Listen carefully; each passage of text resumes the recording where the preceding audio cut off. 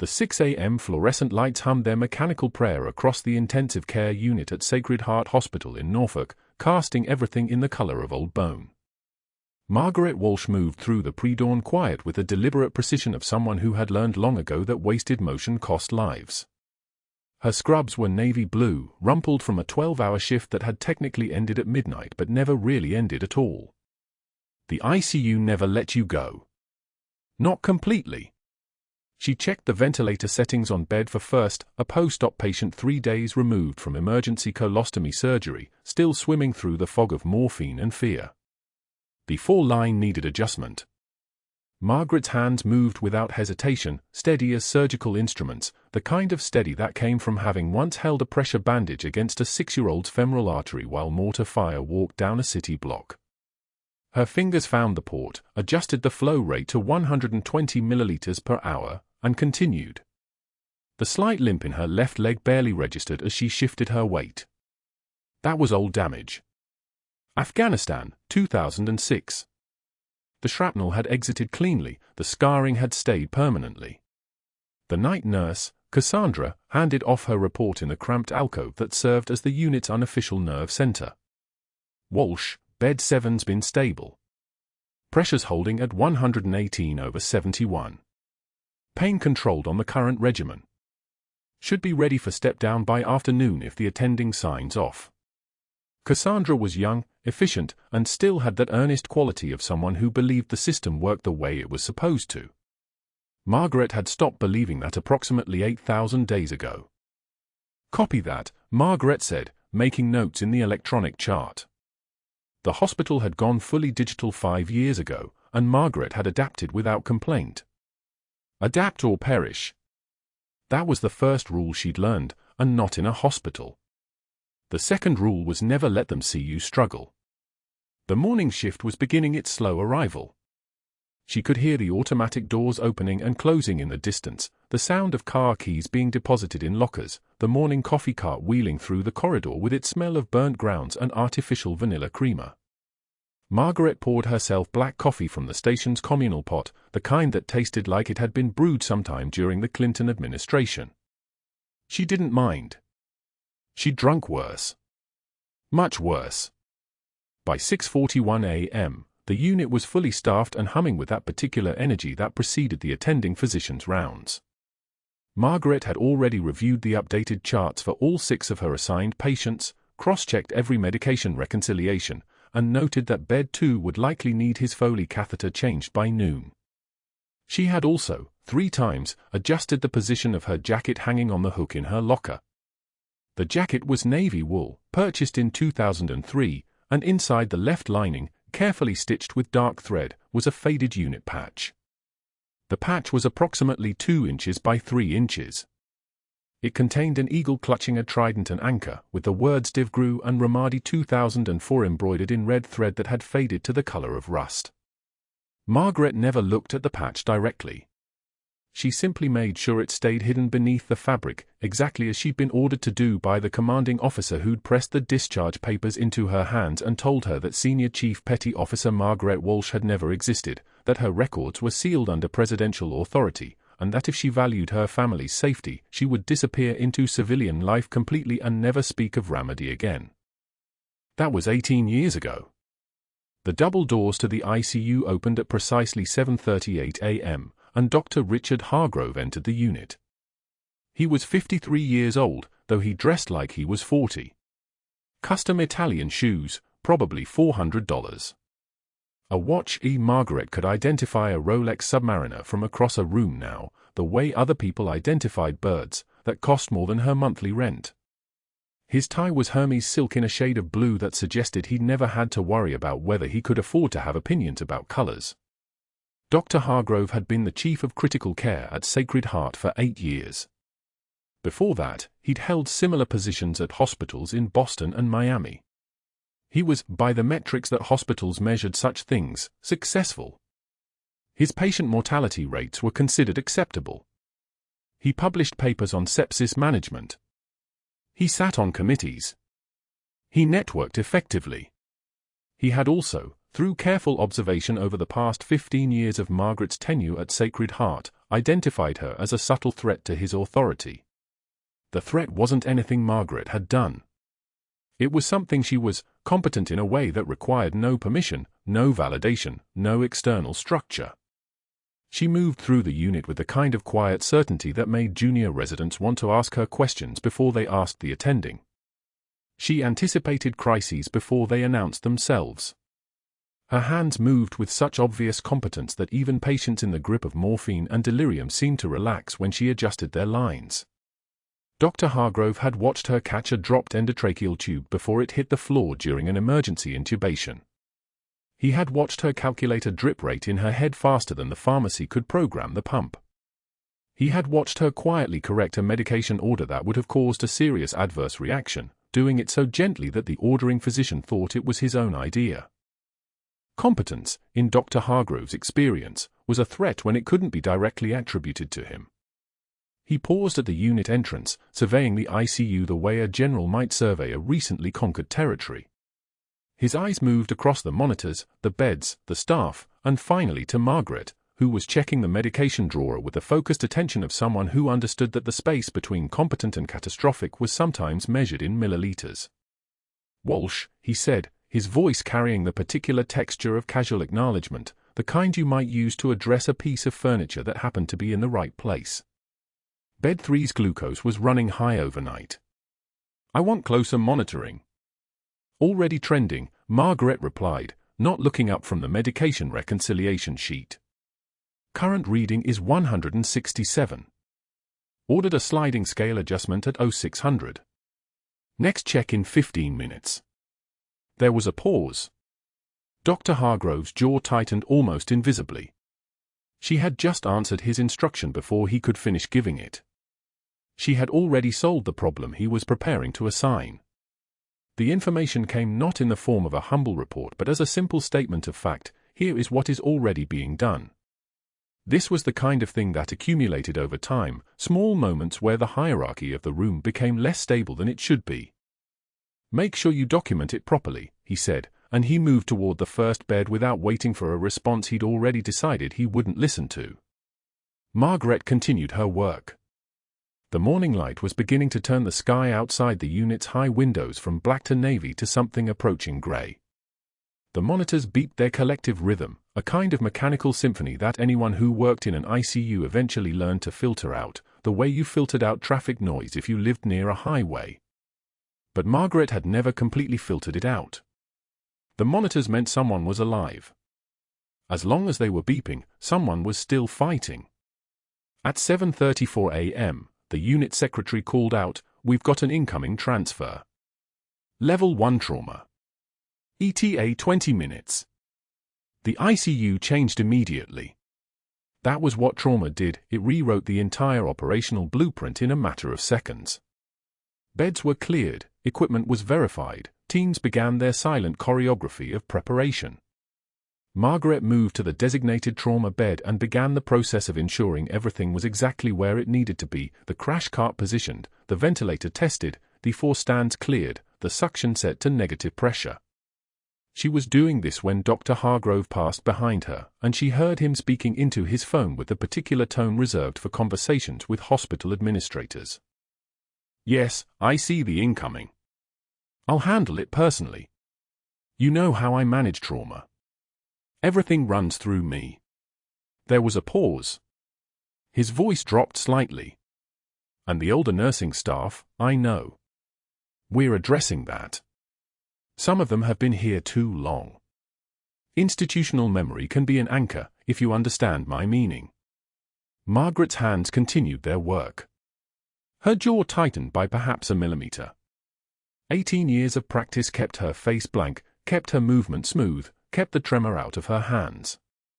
She had learned not to react in real time. The reaction could come later, in the car, at home, in the middle of the night. But not here. Never here. The patient was arriving in 19 minutes. A Special Forces soldier, the transfer call had indicated.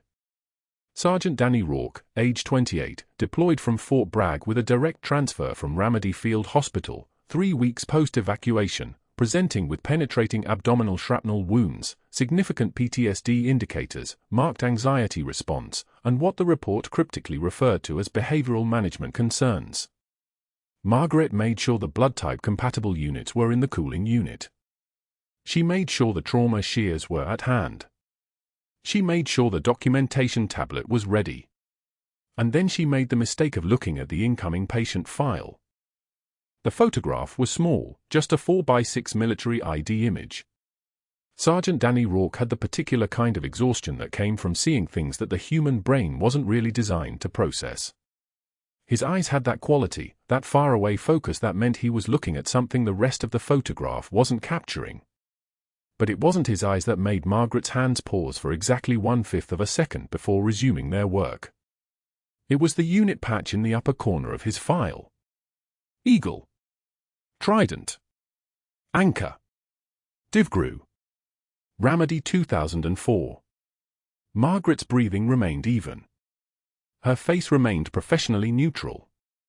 Her hands finished their preparation work without a single tremor.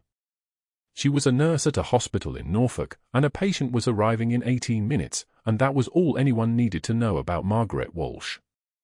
But something very far away in her chest, something she had learned to recognize as the sound of carefully buried history shifting in its grave, had just stirred awake. The doors burst open at 7:52 a.m.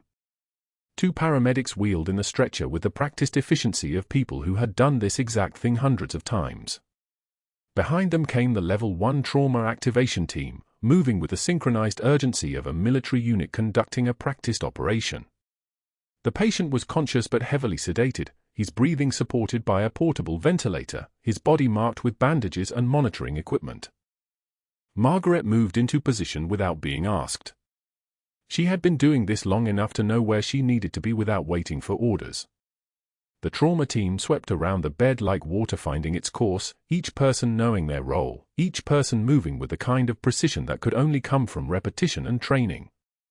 "Report," Dr. Hargrove commanded, positioning himself at the head of the bed. Sergeant Danny Rourke, 28, multiple shrapnel wounds to the abdomen and left lateral thorax, the paramedic reported, speaking with the clipped efficiency of military personnel reporting to command. Sustained during combat operations in Ramadi. 3 weeks post-evacuation, stabilized at Bethesda for 2 weeks, then transferred to Walter Reed, now being discharged to civilian care per soldier's request for Norfolk area facility. Why would he request a second-rate hospital when Walter Reed is available? Dr. Hargrove asked, not looking away from the patient. Personal reasons, sir. He has family connections to Norfolk. Margaret was checking the 4 lines, verifying the medication concentrations, preparing the initial monitoring suite. Her hands were moving through the work that she had done hundreds of times before. But something in her had shifted. Some frequency she'd been deliberately detuning for 18 years had suddenly come back into her range. The patient's eyes opened slightly as the team transferred him from the stretcher to the hospital bed. They were the same eyes from the photograph, that same faraway focus, that same quality of having seen too much. And then, for just a moment, those eyes found Margaret's across the controlled chaos of the trauma activation. There was no recognition in his expression. There was just the natural reflex of a human being reaching for something solid in a moment of disorientation. His eyes met hers. Held. And then Dr. Hargrove was calling out vitals and orders, and the moment dissolved back into the technical requirements of the work. But Margaret had seen what was underneath that faraway focus. She had seen it before, in a mirror, in a photograph, in the face of a medic working field triage in a place called Ramadi where everything was burning and there were no good choices, only the least bad ones. The trauma team was setting up the continuous monitoring suite. Dr. Hargrove was already reviewing imaging. The chaos of critical care was unfolding exactly as it was supposed to unfold. And Margaret Walsh, Senior Chief Petty Officer, continued her work without a single visible tremor, keeping her breathing level, keeping her face neutral, keeping the secrets that were now, it seemed, walking through the doors of Sacred Heart Hospital under her watch. The morning shift continued. The fluorescent lights hummed. The monitors beeped. And somewhere in the institutional machinery of the hospital, something had just fundamentally shifted, though no one but Margaret seemed to notice it happening at all. The monitors beat steadily, a rhythm Margaret had come to know like her own heartbeat. Outside Rourke's window, Norfolk's afternoon light slanted across the harbour, and somewhere in that distance, a life was quietly unravelling, though no one but Margaret seemed to notice it happening at all. Rounds began at 8 a.m. sharp, the way Dr. Hargrove liked them. Rigid. Hierarchical. Unquestioned. He moved through the ICU like a man accustomed to rooms parting before him, his white coat starched to knife edges, his tone pitched somewhere between boredom and contempt. Margaret stood 3 steps behind, her own coat wrinkled from a 16-hour shift the day before, her charts organized in the exact sequence he preferred because deviation invited commentary about her age, her speed, her relevance. The young medic's room was the 4th stop. Sergeant Danny Rourke, 26, lay propped at a 30-degree angle, his left shoulder heavily bandaged where shrapnel from an IED had tunneled through muscle and nearly found bone. His eyes were the color of burnt-out charcoal, tracking every movement in the room with the hypervigilance of a man who'd learned that stillness was a luxury he couldn't afford. His hands trembled when he lifted the water glass. Sweat beaded his upper lip despite the room being a cool 68 degrees. Anxiety medication, Hargrove announced, not asked. Increase the midazolam to 8 mg q4 hours. He needs sleep. Rourke's jaw tightened. His hand stopped trembling and became very, very still. Sir, I need to object. That dosage with my pneumothorax risk, he swallowed, choosing words like a man choosing weapons. Respiratory depression is contraindicated. The combination with the... I don't take medical advice from patients, Sergeant. Hargrove didn't even glance at him, was already turning toward the door, his hand already reaching for the next chart. You're here to heal, not to think. We'll handle the thinking. The silence that followed had weight. Margaret watched the morning shift nurses look down at their clipboards, suddenly very interested in their shoes. One of them, Jenkins, a good nurse, a careful nurse, actually shifted her body weight away from the interaction, angling her shoulders as though the conversation might be contagious. Margaret stepped forward. Just one step. Her voice came out soft, the way it always did, measured like a metronome. Doctor, the sergeant's concern has merit. Given the pneumothorax, midazolam at that concentration could compromise his respiratory drive. The trauma protocol would suggest. Hargrove's head rotated toward her with the slow precision of a predator. His smile didn't reach his eyes. It never did. Nurse Walsh, when I need a second opinion from someone whose nursing degree is older than half my residents, I'll ask for it.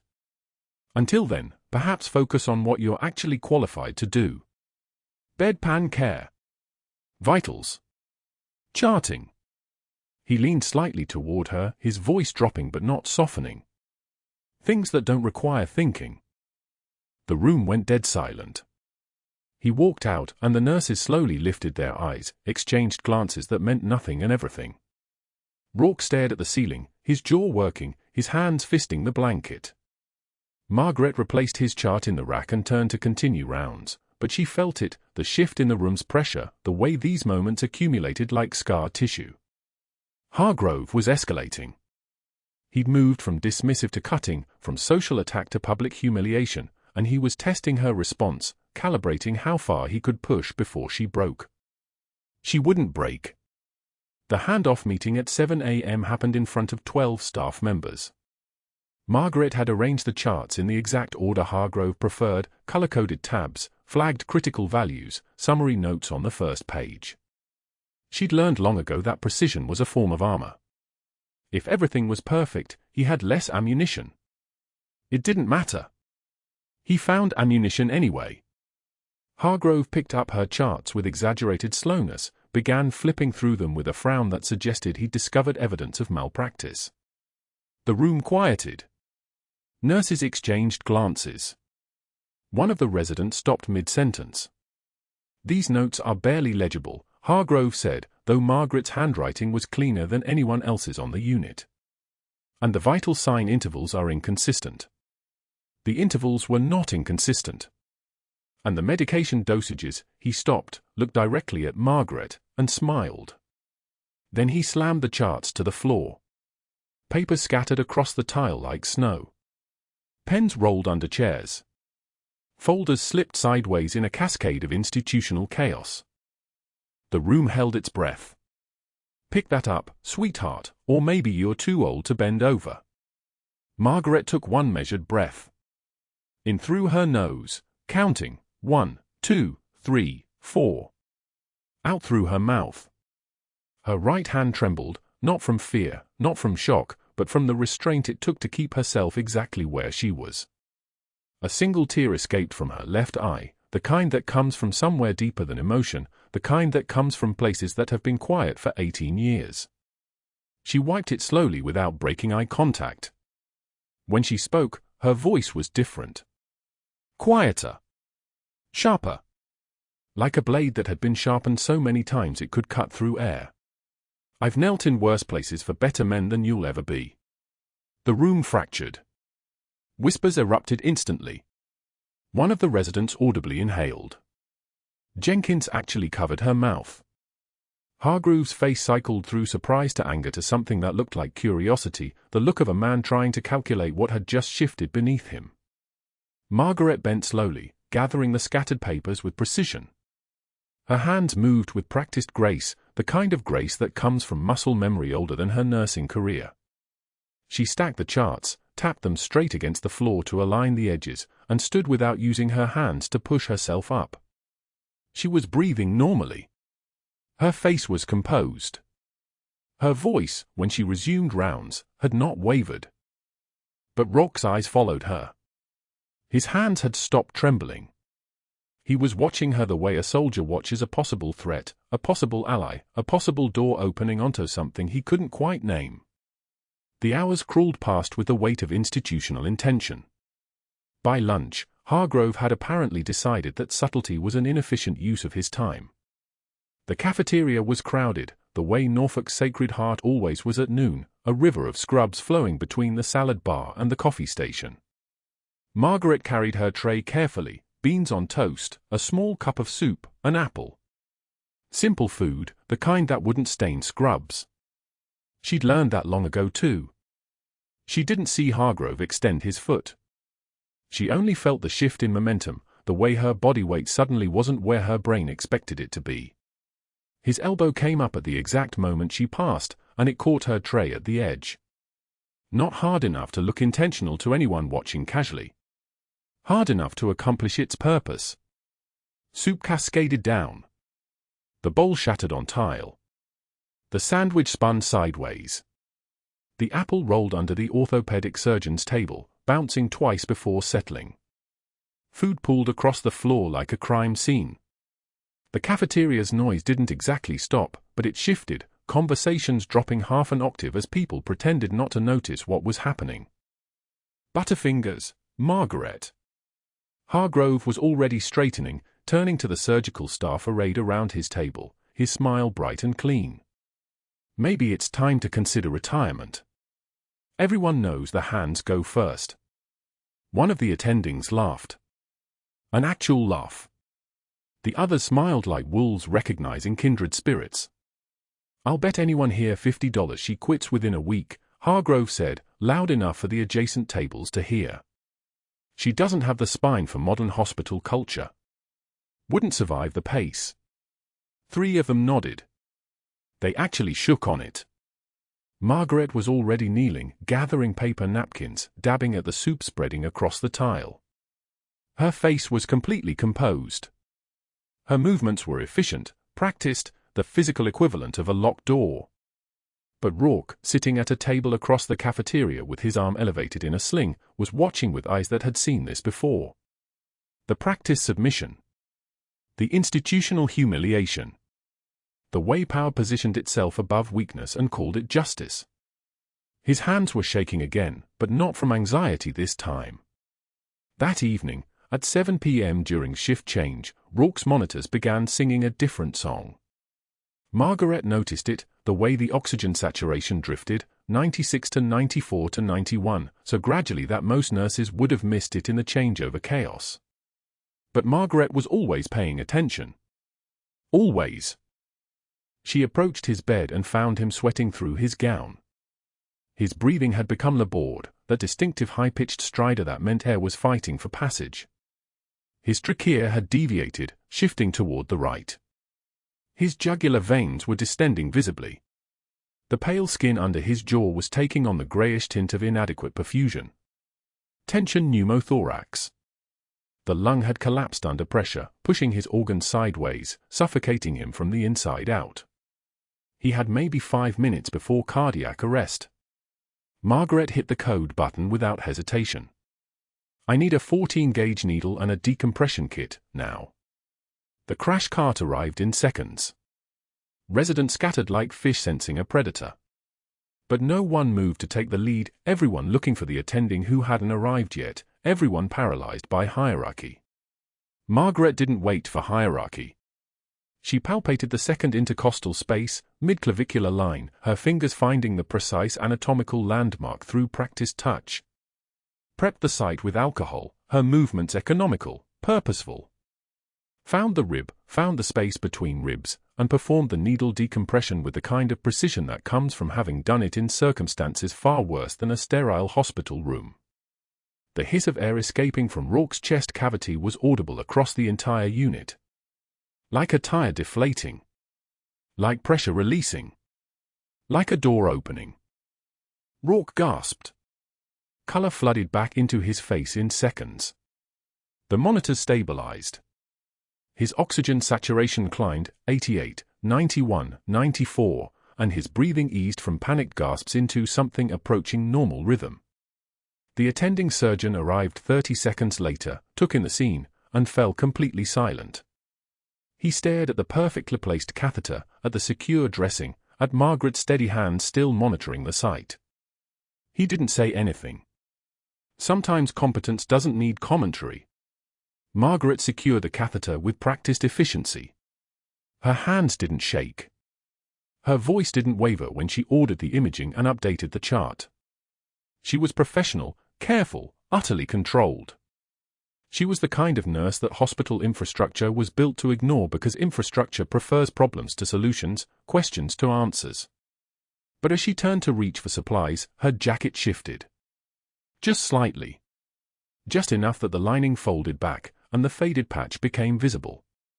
Olive green fabric with a symbol that meant nothing to anyone in this room except one person.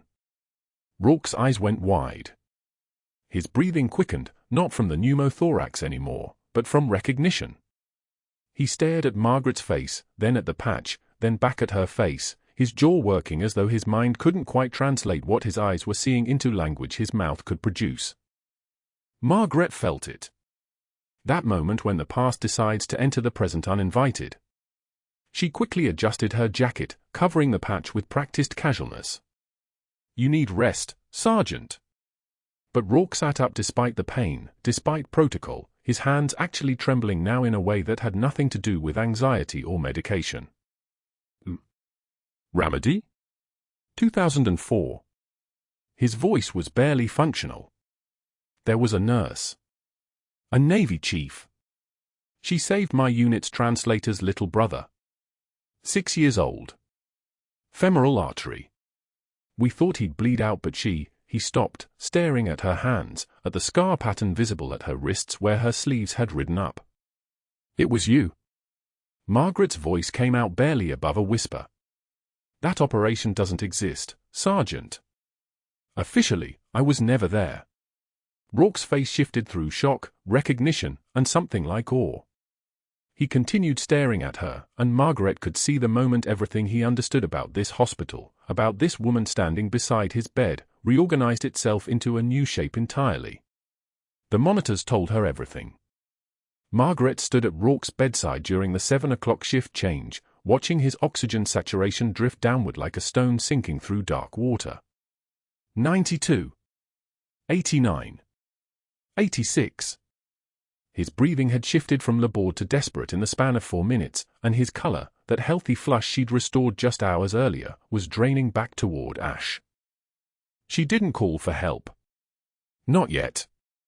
She placed her hand on his chest and felt what the machines couldn't quite convey, the absence of breath sounds on the right side. The silence of a collapsed lung. His eyes locked onto hers with a question he couldn't voice around the oxygen mask, and Margaret saw the moment fear crested in him, not fear of death, she realized, but recognition of a familiar enemy. Combat trauma. A body betraying itself in ways only soldiers understood. Tension pneumothorax, she said, her voice dropping to the register she'd trained out of herself 18 years ago. Not a question. A diagnosis. You're not getting worse. You're suffocating from the inside. She moved to the supply cart with the kind of efficiency that made time collapse. The needle was already in her hand, 14-gauge angiocath, the same tool she'd used in the burning streets of Ramadi, in a Humvee that smelled like diesel and dust and desperation. The cart's wheels squeaked softly as she positioned it, and somewhere in the hospital's depths, a call bell chimed, utterly irrelevant. Her hands found the space between his second and third ribs like they were following a map written into her muscle memory, the geography of trauma etched into her nervous system from a lifetime ago. Second intercostal space, mid-clavicular line, she said, though no one had asked. The attending surgeon, Dr. Patel, had drifted to the doorway for his shift transition. He stopped mid-step, watching. 3 nurses clustered at the central station outside, their voices dying like birds sensing a predator. Margaret's fingers marked the anatomy with a certainty that made the air in the room change pressure, as if her presence alone had restructured the space around her. She didn't hesitate. The needle went in with a soft pop, breaking through the pleural membrane, and the sound that followed was the most beautiful thing in that room, the hiss of air escaping. Pressurized air that had been slowly crushing Rourke's right lung suddenly released like a held breath finally exhaled. 1 second. 2. 3. The sound stopped as quickly as it had begun. But the real change happened in Rourke's face. His body convulsed once, involuntary, primal, and then his chest expanded. His eyes widened. The mask fogged with deeper breaths, faster, more desperate breaths, but breaths that were actually reaching his lungs now. His fingers gripped the bedsheet so hard his knuckles went white, and Margaret watched the color return to his face like watercolor bleeding back into paper. Cheekbones. Jawline. Lips. Alive again. Breathing better, she said. Not a question. Rourke nodded, unable to speak, his eyes still locked on hers with an intensity that felt like it was burning through her. She secured the needle with practiced efficiency, tape, careful securing, ensuring the catheter would stay patent, and stepped back. Her hands were steady. Her voice had been steady. Everything about her had been steady, and that steadiness had just rewritten the entire hospital's understanding of who Margaret Walsh actually was. Dr. Patel stood frozen in the doorway like a man watching an eclipse. The 3 nurses at the central station had stopped pretending to work. The monitor beside Rourke's bed had shifted its rhythm, oxygen saturation climbing like a rescue helicopter ascending. 92. 95. 98. Normal. Stable. Alive. Get him on continuous pulse ox monitoring, Margaret said to no one in particular, which meant everyone. Watch for reaccumulation. If it drops below 95, we decompress again. Same site. She paused, and when she spoke again, the old version of Margaret Walsh had returned to her voice, deferential, careful, asking permission instead of commanding it. With your authorization, of course, Doctor. But everyone in that room knew what they'd just witnessed. The mask didn't slip back into place. It shattered. You couldn't unsee what they'd seen, a woman moving with the terrifying fluid precision of someone who'd done this in conditions far worse than a climate-controlled hospital room. A woman whose hands had learned this rhythm in places where the lights didn't work and the screaming never stopped and the only thing between life and death was muscle memory and will. Dr. Patel crossed the room slowly, his eyes tracking from Rourke to Margaret to the equipment she'd used with such economy of motion. When he finally spoke, his voice carried the careful tone of a man encountering something he couldn't quite categorize. That was textbook procedure, Margaret.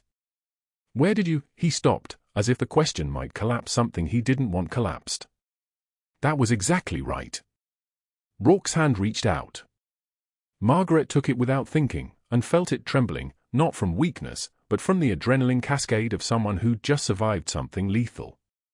His eyes moved between her face and the faded unit patch she'd forgotten to hide when she reached down to help him hours earlier, the patch that was still visible at the edge of her jacket collar where she'd leaned over his chest. The patch from Devgru. The patch from Ramadi. The patch from 18 years ago when she was someone else entirely. Recognition fully bloomed across his features. Not just recognition of her competence. Recognition of her identity. Recognition of a woman he'd last seen in a dust storm, moving through fire like it couldn't touch her, tourniqueting a 6-year-old boy's femoral artery while rounds pinged off the Humvee's armor. The same hands. Different context. Same legend. Senior Chief, he whispered, and it wasn't a question. Margaret didn't answer. She simply squeezed his hand once and released it, then turned to the monitors with the kind of focus that made the question evaporate. The attending surgeon stood there another moment, as if waiting for something to make sense, then nodded slowly and moved back to his transition paperwork. The nurses returned to their tasks with a visible effort, their eyes occasionally flicking back to the supply cart, to Margaret, to Rourke, trying to piece together what they'd just witnessed. But that wasn't the worst part. The worst part was that Dr. Hargrove had been in his office when the page went out. The worst part was that within minutes, he'd receive a detailed report from the nursing supervisor about Margaret's unauthorized procedure. The worst part was that she'd just demonstrated a level of competence and authority that couldn't be explained by 17 years of routine floor nursing, that she'd stepped outside the rigid hierarchy of the hospital's power structure and made a decision that saved a life, a decision that was textbook perfect but also textbook unauthorized. The worst part was that Dr. Hargrove had finally seen her. Not as the aging nurse he could intimidate. Not as the woman he could demean in front of the morning shift. But as a threat to everything he'd built his career on, the illusion that competence flowed down from the top, that his authority was earned rather than inherited, that the hierarchy existed for patient safety rather than his ego. Margaret was already documenting the procedure, her fingers moving across the keyboard with the muscle memory of countless other shifts. But she could feel the shift in the hospital's atmosphere. Could feel the attention reorganizing itself around her. Could feel Hargrove's shadow moving through the corridors toward his office phone. She needed to be ready for what came next. She just didn't know yet that nothing could have prepared her for how far he was willing to go to erase what she'd just become in everyone's eyes. 3 hours. In exactly 3 hours, everything would change again. Dr. Hargrove sat in his office with the door locked, his fingers drumming against the mahogany desk with the precision of someone keeping score. He had spent the morning calculating. Not in the way decent people calculate, not weighing conscience against consequence, but the way a chess player examines the board before executing a checkmate he'd seen 3 moves ago. Margaret Walsh had humiliated him. Worse, she'd made him look incompetent in front of Rourke, and in a hospital, perception was currency. By noon, he'd made his first call. Dr. Sterling at Centara, he said into the phone, his voice smooth as warm oil. Yes, I'm calling about a reference. Margaret Walsh, been here 17 years, but we're having some concerns about her credentials.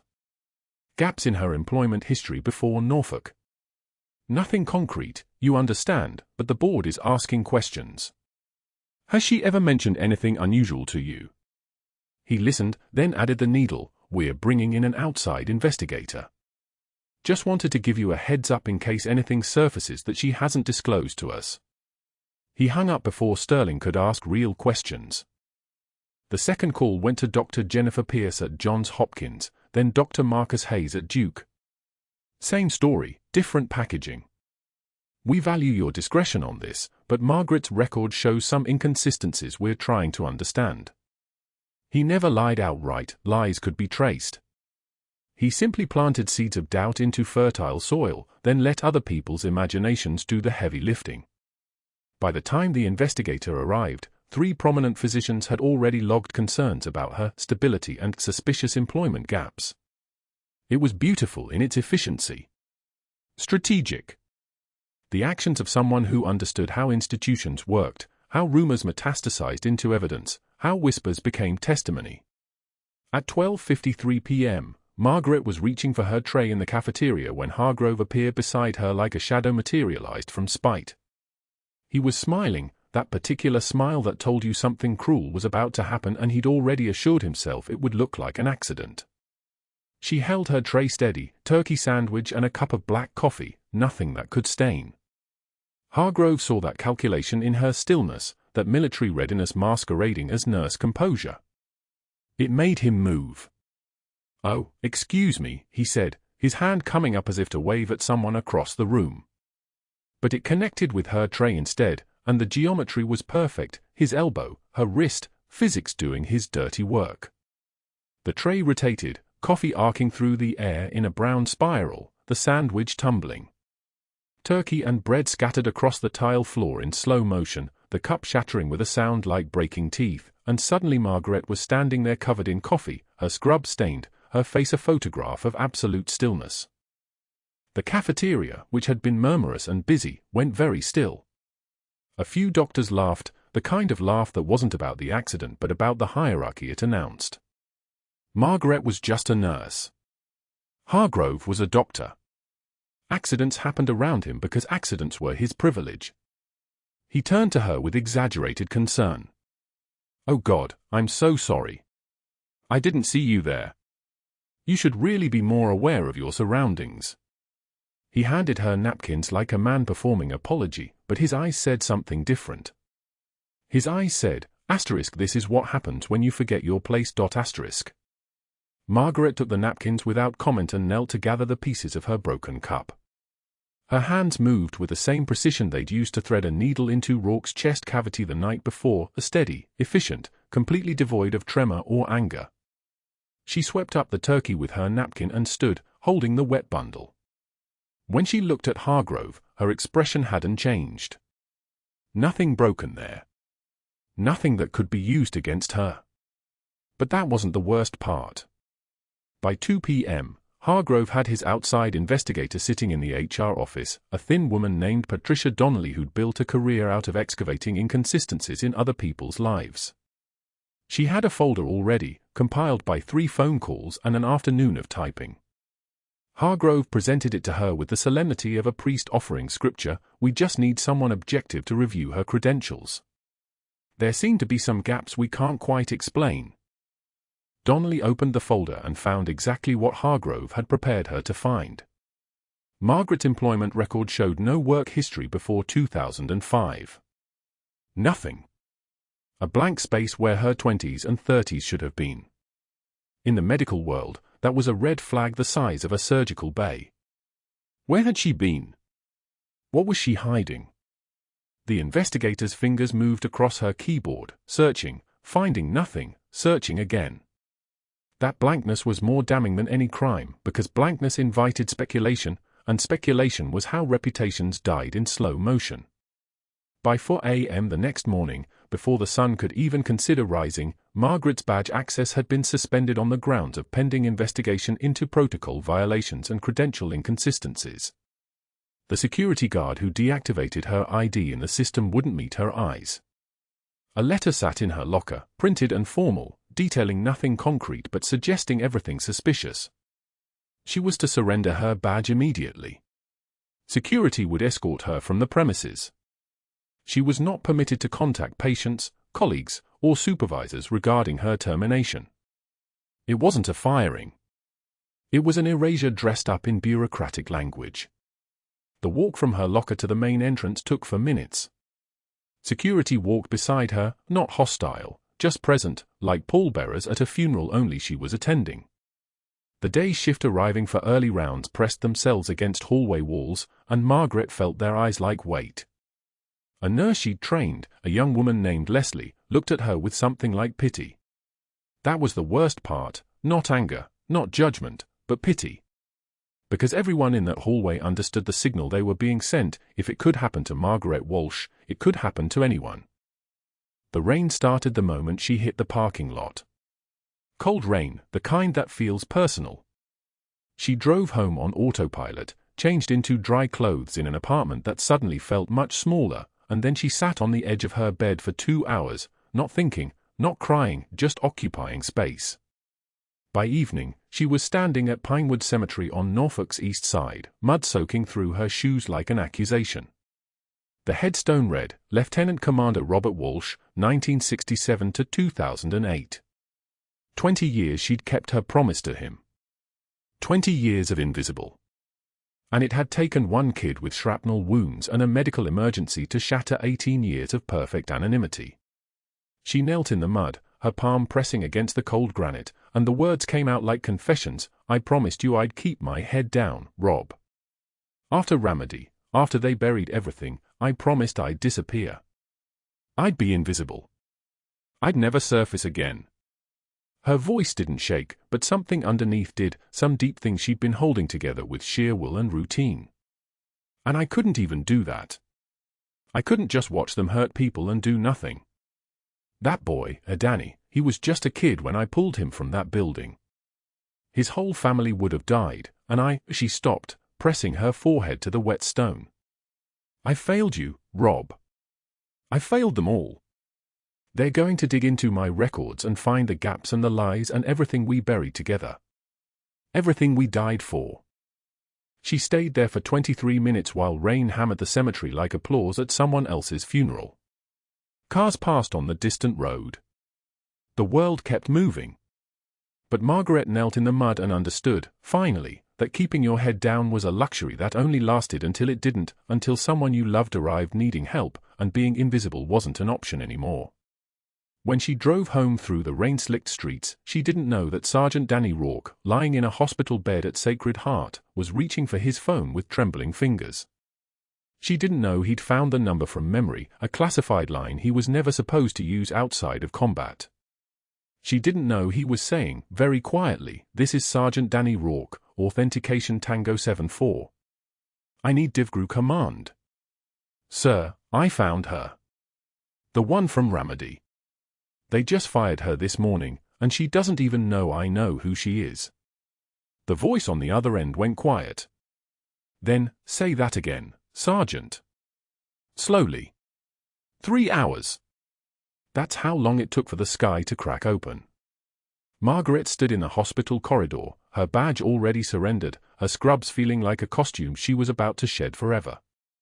Rain hammered the windows like machine gun fire. She'd texted no one. Called no one. There was no one left to call. Her late husband's grave could wait.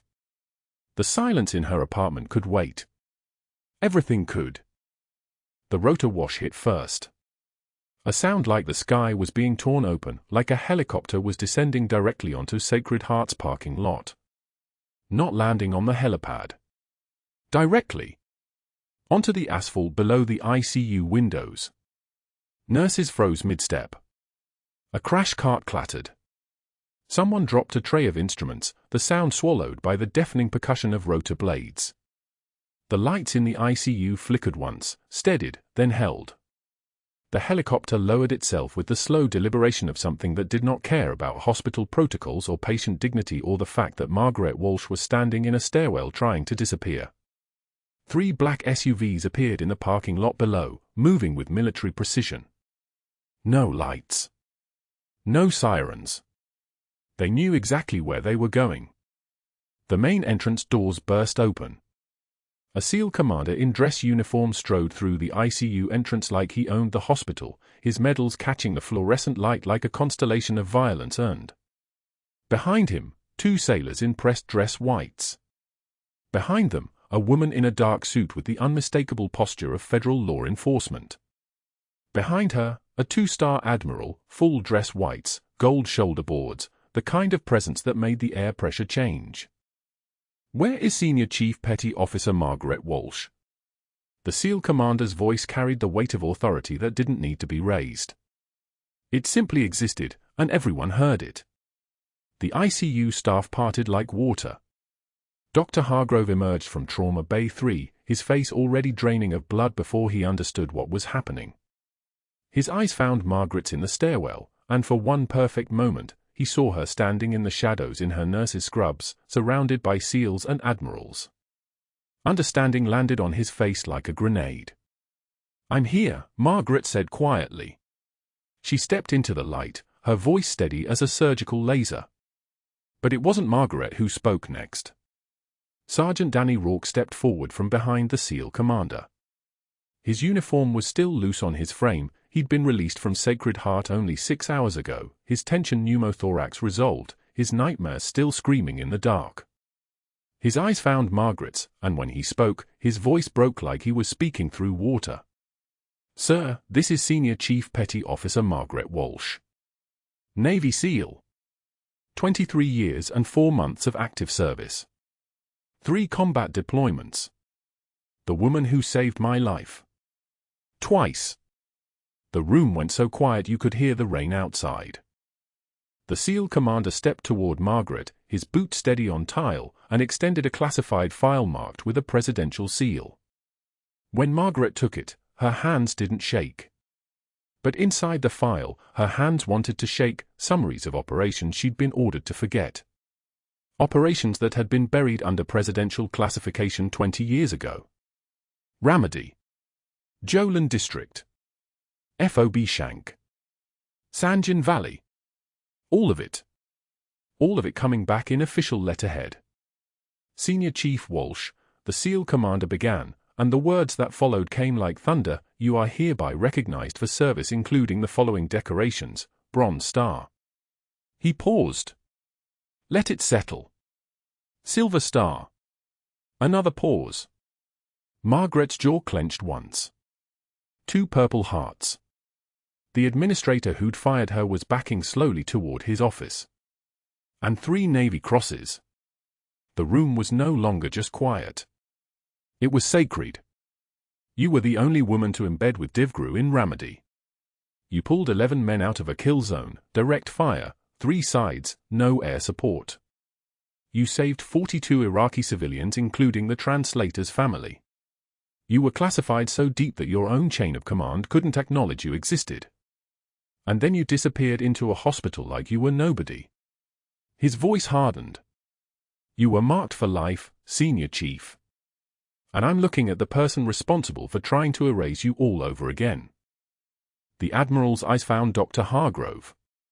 The woman in the dark suit stepped forward, her FBI credentials catching the light as she held them up for the entire ICU to witness. "Senior Chief Walsh," she said, her voice crisp as fresh carbon paper, "I am Special Agent Carmen Reeves, FBI Counterintelligence. The President has personally requested your testimony before Congress regarding operations that were illegally classified and subsequently covered up. You have been summoned to Washington within the hour. This is not a request." Dr. Hargrove tried to run. He made it 3 steps before the 2 sailors moved with the fluid precision of apex predators. Not rough. Just inevitable. They positioned themselves at the stairwell exits like they'd been rehearsed 1,000 times. The 2-star admiral in dress white stepped forward. His voice came like a tank idling in a garage, low, heavy, and absolutely certain. "Dr. Marcus Hargrove," the admiral said, reading from a document in his hand. "You are hereby terminated from Sacred Heart Hospital effective immediately for conduct unbecoming in the presence of a decorated war hero.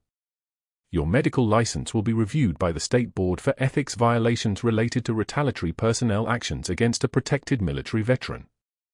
Further, your attempts to suppress her employment will be forwarded to the Department of Justice for investigation under federal law." The MP stepped forward. "Sir, you need to come with us." "You can't do this," Hargrove's voice cracked like old leather. "I have board connections. I have a lawyer." "I have?" "Your board connections," the admiral cut him off, "are currently being interviewed by federal investigators about their knowledge of and participation in discriminatory practices against a protected service member. I suggest you retain counsel. Immediately." The MPs escorted him toward the exit. Not violent. Not theatrical. Just professional. Just the way the military disposed of failures when they became liabilities. But the local news vans were already pulling into the parking lot, tipped off by someone in the hospital who'd seen the helicopter land and understood immediately that this was not a code blue. This was a reckoning. They caught everything. Dr. Hargrove's face turning crimson. His suit rumpled from the grab. his hands covering his face as the cameras followed him to the parking lot, shouting questions he couldn't answer. One reporter, young, hungry, dangerous, caught him before the MPs could load him into the SUV. "Dr. Hargrove, is it true you fired a Navy SEAL war hero to protect your position?" He had no answer. There was no answer. He got into the black SUV with the MPs and disappeared like he'd never existed at all, which was exactly what happened to people who tried to erase the people who actually mattered. The hospital CEO emerged from the administrative offices, his face gone the color of spoiled milk. When he saw the Admiral and the FBI agent and the SEAL commander standing with Margaret in the center of the ICU, he understood what had happened. Not just to Hargrove. To his hospital. To his reputation if he didn't fix this immediately. He walked over to Margaret with his hands visible, palms open, the way you approach someone who's holding all the cards. "Senior Chief Walsh," he said, his voice shaking slightly, "on behalf of Sacred Heart Hospital and our entire staff, I deeply apologize. Your position is reinstated immediately with full back pay. We will be conducting a full review of our HR practices and our response to." Margaret barely heard him. She was staring at the file in her hands. Photographs from Ramadi. Names of the 11 men. Names of the 42 civilians. And there, in the corner of one photograph, a 6-year-old boy with a bleeding femoral artery and terror in his eyes. The same boy who'd grown into Sergeant Danny Rourke, who now stood beside her with his hand on her shoulder like he was anchoring her to this moment, this reality, this sudden return to a life she'd been told never to live. "You saved me twice, Senior Chief," Rourke said quietly. His voice was steady now. Military. Clear. "Once in Ramadi when you pulled me and my family from that burning building. Your hands were bleeding from the tourniquet you'd applied to my leg. I was 6 years old. I didn't understand what you'd done until I saw the unit patch. Until I called command and told them what I remembered. You've been classified so deep that even you weren't allowed to exist." He paused. "I wasn't going to let them bury you again." Margaret turned to look at him, really look at him, and in his face she saw the boy she'd pulled from fire, the boy whose father had been the translator, the boy whose family had survived because she'd been willing to break every rule in the dark. "What's your name?" she asked, even though she already knew. "Daniel Rourke. Sergeant, SEAL Team 3. And you're the reason I'm alive. The reason my family's alive. The reason I could join the teams and become what I needed to become." The rain continued outside. The hospital around them slowly returned to normal, vital signs resuming, monitors beeping, the ordinary machinery of healing reasserting itself. But nothing was normal anymore. Not for Dr. Hargrove, who was teaching CPR certification to bored community college students for minimum wage by the following month, his medical license suspended, his career a cautionary tale whispered in hospital break rooms. Not for Margaret, who stood in that ICU in her scrubs with an admiral's hand on her shoulder and the truth finally allowed to exist in the light. This is what happens when you try to bury someone who was never supposed to exist in the first place. The ground refuses to hold. The truth finds cracks. The light gets in. And if you've ever been underestimated by someone who didn't know who you really were, if you've ever swallowed your own story to keep someone else safe, if you've ever stood in silence when you wanted to scream, share this video. Let people know that heroes walk among us. Sometimes in scrubs. Sometimes in silence. And sometimes, if we're very lucky, the world finally gets to see them for exactly who they've always been. Subscribe. Comment. Share. Because the ones who've seen the worst are often the ones who give the most.